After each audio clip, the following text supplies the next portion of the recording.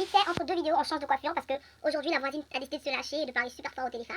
Donc, si vous entendez ma voisine parler, c'est pas grave, c'est pas grave. Comme vous savez, on est en train de vivre en société et on est en cité universitaire, on va pas se saouler pour des histoires d'appel.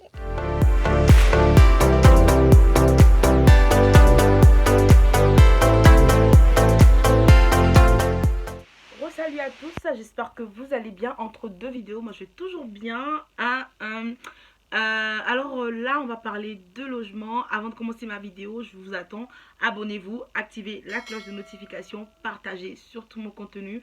Et aussi n'hésitez pas à commenter. J'adore vous voir commenter, j'adore voir les interactions. C'est super important, ça permet de lire, ça permet de s'occuper en ces moments où on est tous chez nous, ou presque. Et là vous allez le voir en thème, on va parler logement.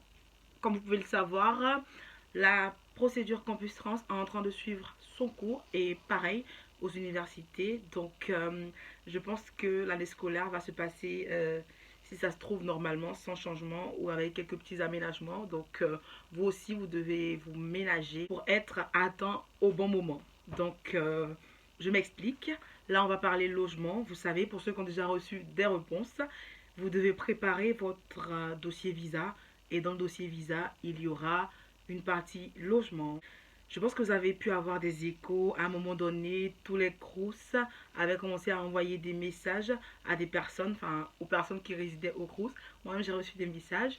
Et moi, j'ai reçu, genre vers la fin, vous voyez, on a reçu des messages qui nous disaient, qui disaient aux étudiants résidant au CROUS de rentrer chez eux s'ils pouvaient. Par exemple, dans ma cité universitaire, on nous disait si vous pouvez rentrer, vous pouvez rentrer. Et moi, je ne suis pas rentrée, la preuve, je suis là.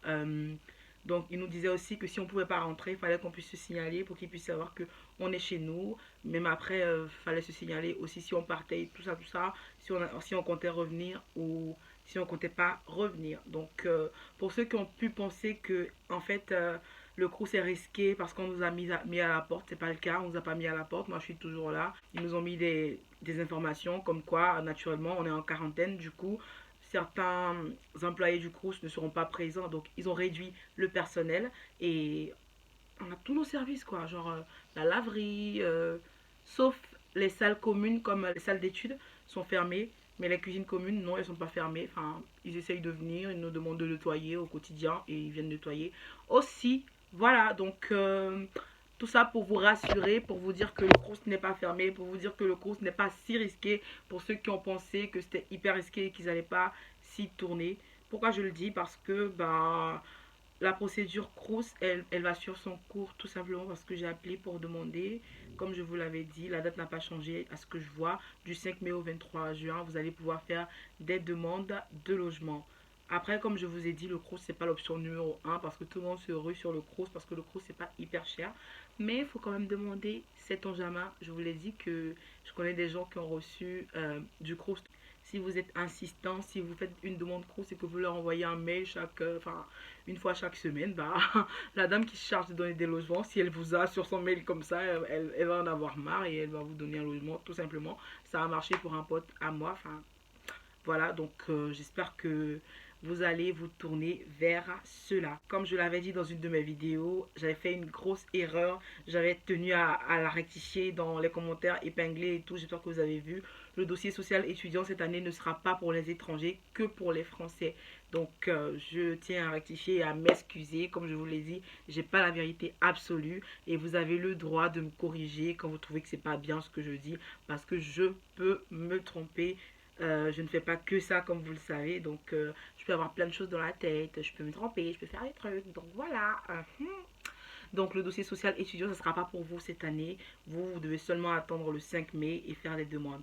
Petite astuce ça, en attendant le 5 mai, qu'est-ce que vous faites? Vu que vous êtes chez vous et que vous n'avez pas forcément grand chose à faire, en plus des petites activités que vous faites, les petits make-up, les petites cuisines, les petits jeux vidéo et tout ça, vous pouvez vous mettre à chercher des logements CROUS. C'est-à-dire, si toi, tu es un étudiant X qui a été accepté à Bordeaux, tu te mets sur le CROUS de Bordeaux, tu mets ton adresse de l'université qui t'a accepté et tu te mets à chercher le CROUS qui est en charge de cette zone. et tu regardes les logements, qu'est-ce qui t'intéresse, quel prix t'intéresse, quels sont les critères du logement. Tu en parles à tes parents peut-être, ou tu en parles à ton garant. Est-ce qu'ils sont intéressés par le prix qui vous est proposé éventuellement? Et voilà, donc ça va te permettre tout simplement de prendre de l'avance, parce que si tu prends de l'avance, franchement, tu vas pas te faire surprendre. Tu vas aller sereinement au visa et tu seras serein sur tous les plans.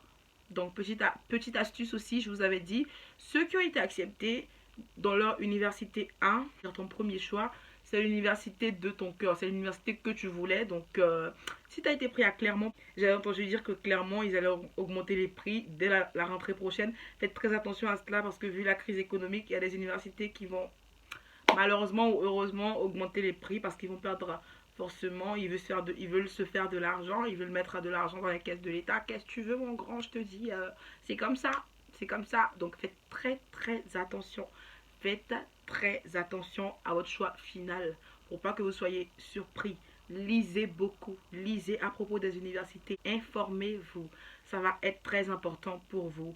Donc dès que vous savez que vous avez votre choix final d'université, vous vous ruez vers le Crous ou bien vous vous ruez vers la ville. Il n'y a pas que le Crous pour les logements, vous allez vers le Crous, vous cherchez le Crous qui est en charge ou bien vous cherchez une maison de particulier, ça va aussi vous aider. À savoir que les particuliers, bah, ils sont très stricts par rapport aux étudiants. Ils veulent que vous ayez un garant, gardez-le en tête. Donc, c'est un peu ce que j'allais vous dire. J'allais vous dire de vous y mettre dès maintenant, vu que vous avez le temps sûrement. Parce que la plupart des pays sont en train de réduire toute activité. Donc, si vous êtes chez vous, si vous n'avez pas grand-chose à faire, n'oubliez pas le volet logement de votre procédure. N'oubliez pas de rassembler tous les documents qu'il va vous falloir pour votre visa. N'oubliez surtout pas de le faire, c'est très important.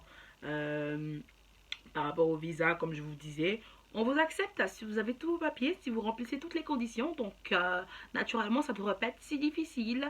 Si vous n'avez pas d'idée sur comment vous y prendre, vous avez vraiment plein de structures qui peuvent vous aider. Je vais citer EK Consulting, ils sont vraiment super, ils savent ce qu'ils font. Donc n'hésitez pas à vous tourner vers eux pour votre procédure visa. Moi je vous dis à très bientôt pour une nouvelle vidéo. Je fais plein de bisous et on se dit à la prochaine. N'oubliez pas de vous abonner, d'activer la cloche de notification, de partager bien sûr, de commenter. Dites-moi ce que vous en pensez. Dites-moi où vous en êtes par rapport au logement. Dites-moi où vous en êtes par rapport aux acceptations. Je vous souhaite félicitations à tous ceux qui m'ont déjà dit qu'ils ont eu des acceptations. Je suis contente pour vous. Et je vous souhaite de persévérer pour ceux qui ont eu des refus parce que ça fait partie de la vie.